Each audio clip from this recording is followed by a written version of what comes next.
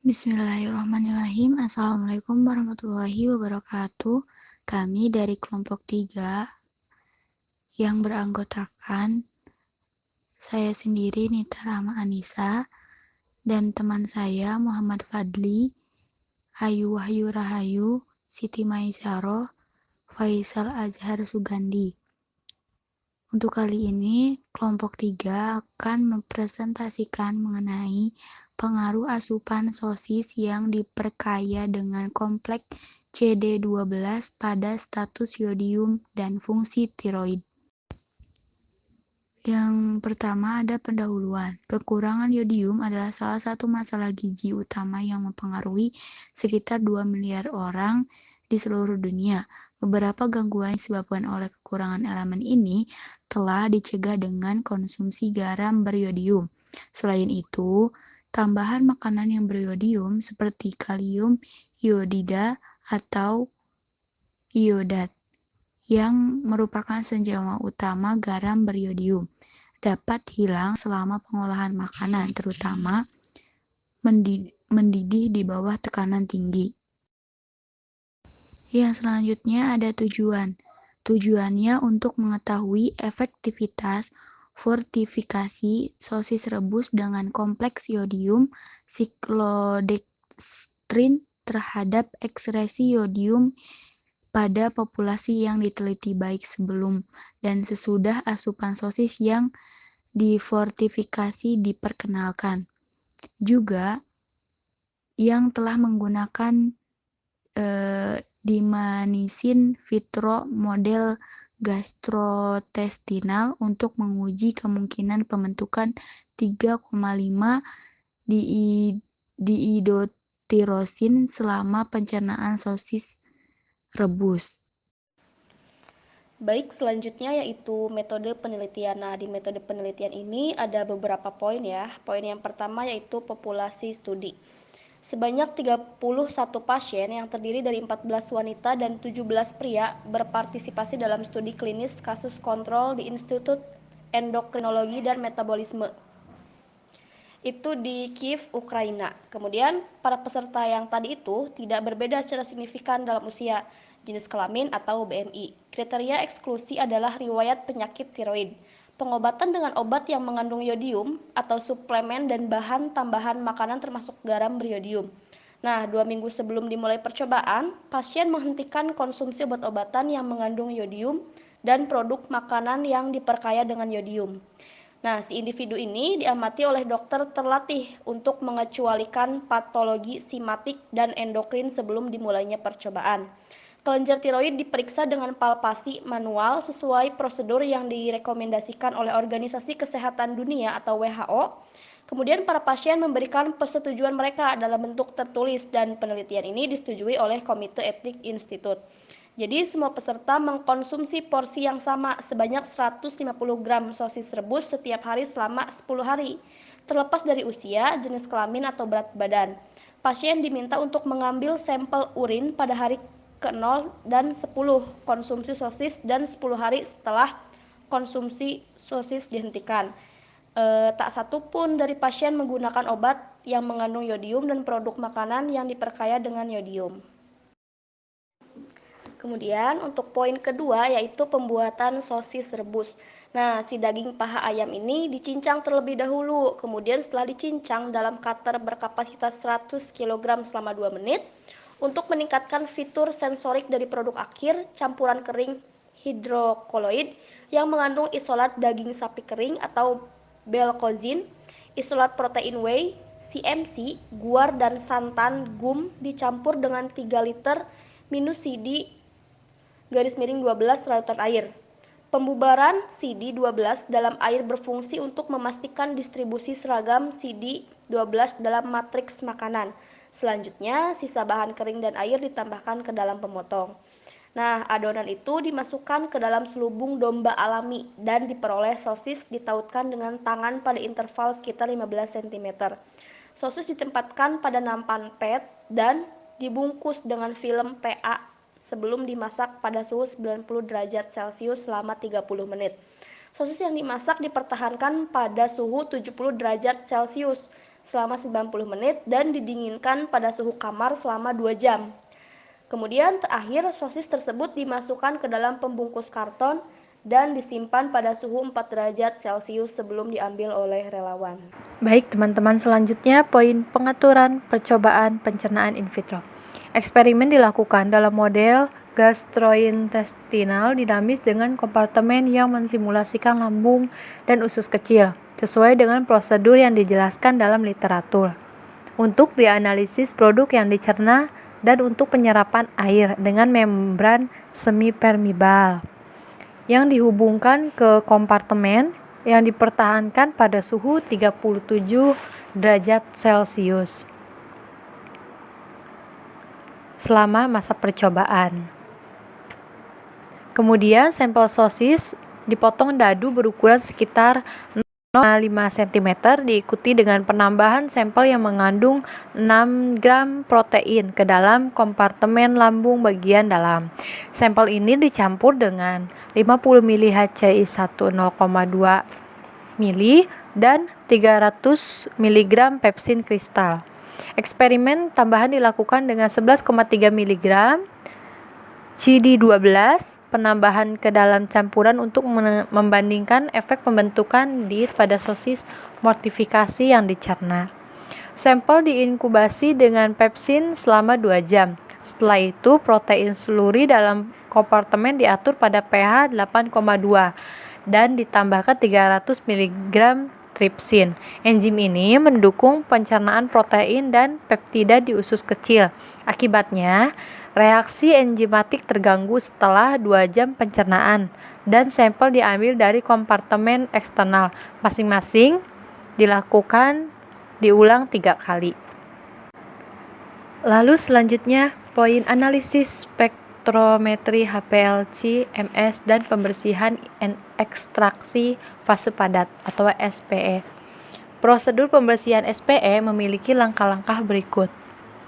SPE cartridge pengkondisian dengan 3 ml metanol diikuti dengan 3 ml air suling, 2 ml sampel aplikasi ke cartridge, memuat pembilasan dengan 3 ml metanol, elusi dengan 2 ml larutan metanol, air dan asam format diikuti dengan penyaringan melalui filter membran dan pengumpulan eluen lengkap ke dalam HPLC. Eluen kemudian disuntikan dan dianalisis.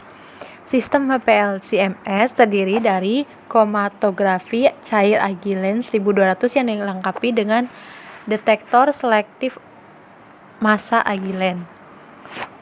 Kolom analitik Zorbach X plus C18 digunakan dan dijalankan pada suhu 30 derajat Celcius. Elusi gradien dilakukan dengan larutan asetonitril dan asam format 0,1% dalam air pada laju alir 0,2 ml per menit. Volume injeksi 5 liter digunakan untuk semua larutan sampel. Analisis telah dikendalikan oleh perangkat lunak Mass Hunter Workstation.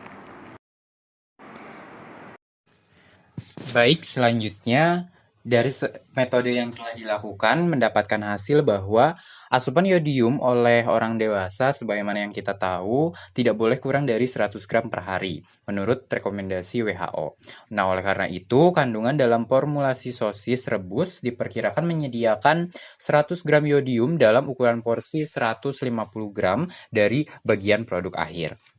Efektivitas fortifikasi makanan dengan yodium tergantung pada retensinya selama memproses makanan. Ditemukan bahwa distribusi yodium yang paling seragam diamati pada sosis yang disiapkan dengan stabilisasi awal protein. Hal ini dilakukan selama tahap kominusi daging. Nah, telah diperiksa bahwa kandungan yodium dalam 3 sampel sosis yang berbeda, ditentukan bahwa kandungan yodium dalam 150 gram sosis bervariasi dari 91,7 hingga 96,9 gram, yang sesuai dengan retensi yodium rata-rata 94,3%. Dengan demikian, tidak perlu menyesuaikan ukuran porsi dengan mempertimbangkan sumber tambahan yodium dalam makanan sukarelawan. Dari hasil data yang terkait dengan perubahan ekresi yodium urin selama 10 hari konsumsi sosis rebus yang diperkaya oleh 31 sukarelawan, nilai median ekresi yodium urin sebelum dan sesudah konsumsi sosis rebus tidak berbeda nyata antara relawan pria dan wanita, tua dan juga muda. Dengan demikian, asupan sosis yang mengandung yodium memiliki efek menguntungkan pada status yodium para sukarelawan selama percobaan. Perubahan TSH dan FT4 diperiksa untuk semua subjek sebelum dan sesudah konsumsi sosis yang diperkaya. Para partisipan tidak menunjukkan perbedaan kadar FT4 atau TSH yang signifikan sebelum dan sesudah konsumsi sosis yang diperkaya yodium. Penurunan kadar TSH serum antara individu setelah konsumsi sosis dikaitkan dengan normalisasi status yodium. Nah, bisa dilihat dari tabel. Namun demikian, kadar hormon tiroid berada dalam kisaran normal selama percobaan. Perubahan volume kelenjar tiroid tidak terdeteksi selama percobaan ini. Volume kelenjar tiroid para sukarelawan sebelum dan setelah 10 hari asupan sosis yang diperkaya dianalisis, pengukuran ultrasonik ini menunjukkan adanya peningkatan lobus tiroid untuk satu orang saja. Nah, selanjutnya pada gambar, asupan yodium sebagian besar relawan berada dalam kisaran defisiensi yodium ringan dan sedang sebelum berpartisipasi dalam uji klinis.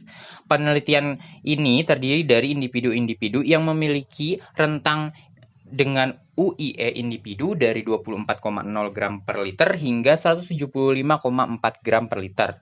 Dan dengan demikian memberikan data yang valid. Durasi asupan sosis dibatasi hingga 10 hari dengan mempertimbangkan kemungkinan perubahan jangka pendek dari nilai UIE setelah pemberian senyawa yang mengandung yodium. Kendala yang dihadapi konsumen dalam hal kebutuhan konsumsi sosis sehari-hari menjadi penyebab lain pembatasan waktu pemberian sosisnya. UIE dianggap sebagai biomarker status yodium yang paling valid. Pengukuran kandungan yodium di tempat pengumpulan urin direkomendasikan untuk pemantauan nutrisi yodium. Yodium status diklasifikasikan sebagai parah, ringan, dan sedang. Untuk nilai UIE di bawah 20 gram per liter, terus juga antara 20 gram per liter dan 50 gram per liter, dan di atas 50 gram per liter masing-masing. Dari semua peserta, dilihat di gambar juga, hanya ada 2 orang yang memiliki kadar UIE lebih dari 100 gram per liter sebelum konsumsi sosis.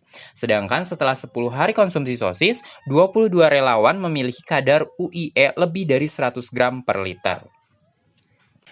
Nah, penelitian ini menunjukkan bahwa untuk sebagian besar sukarelawan, kekurangan yodium tidak ada setelah konsumsi sosis, meskipun sudah ada sebelum percobaan.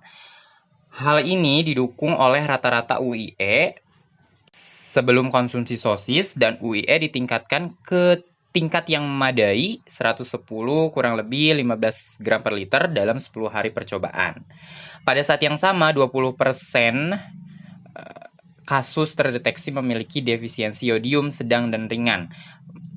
Ya, yang sangat menarik di sini dicatat bahwa 10 hari setelah konsumsi sosis dihentikan, nilai rata-rata UIE adalah 65 kurang lebih 13 gram per liter yang mendekati level UIE sebelum mulai mengkonsumsi sosis.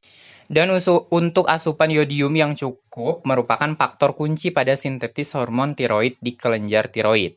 Hasil ini menunjukkan tingkat FT4 dan TSH pada semua peserta normal, menunjukkan tidak ada kekurangan yodium yang diperlukan untuk sintetis hormon tiroid dan kelenjar tiroid. Nah, ini juga menunjukkan bahwa tidak ada perbedaan signifikan dalam kadar TSH dan FT4 pada individu dengan UIE normal. Temuan serupa juga diamati pada pemeriksaan ultrasonografi kelenjar tiroid dan menemukan peningkatan lobus tiroid hanya untuk 1 orang saja, sedangkan keberadaan gondok tidak terdeteksi di antara semua subjek. Yang terakhir lebih terkait dengan atribut sukarelawan daripada data eksperimen, karena durasi eksperimennya yang sangat kecil. Nah, harus digarisbawahi bahwa jumlah hormon tiroid yang berlebihan dalam makanan dapat menyebabkan tirotoksikosis. Dengan demikian, jumlah hormon tiroid serta prekursor hormon, terutama kandungan DIT dan MIT, harus dikontrol dengan ketat. Namun demikian, DIT dianggap sebagai antioksidan yang menjanjikan. Ini menyebabkan lebih sedikit efek kerusakan pada sel-sel folikel tiroid daripada KI ketika terkena tingkat fisiologis yang berlebihan. Baik, selanjutnya dari metode yang telah dilakukan mendapatkan hasil bahwa asupan yodium oleh orang dewasa sebagaimana yang kita tahu.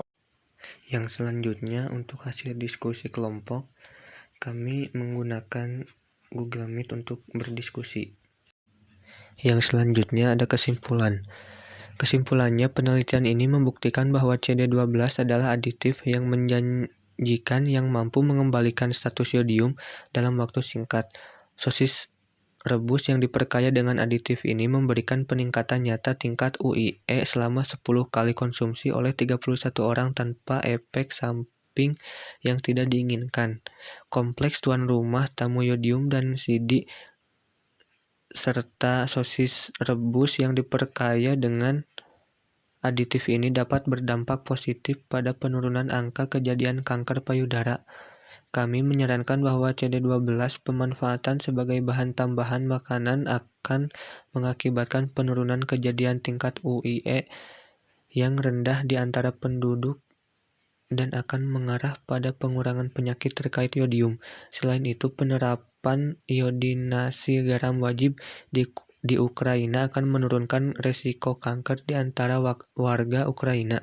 Kami sangat mendesak pemerintah Ukraina untuk meloloskan semua undang-undang yang diperlukan pada waktu yang tepat. Cukup sekian presentasi dari kelompok kami. Kurang lebihnya mohon maaf. Wabillahi taufiq wal hidayah. Wassalamualaikum warahmatullahi wabarakatuh.